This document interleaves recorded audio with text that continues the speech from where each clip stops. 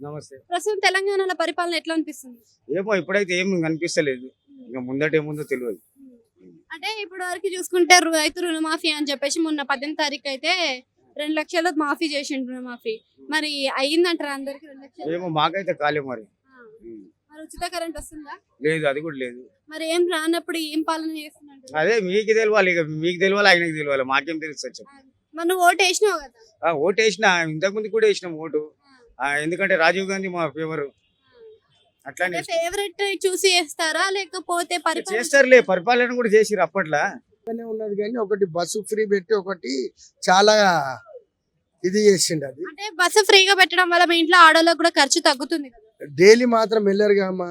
ఇంట్లో కొట్లాడినరా అంటే నాడు పైసలు లేకున్నా సరే బస్సు ఎక్కి పోదాం, సంసారాలు ఖరాబ్. అదొకటి చాలా ఇది.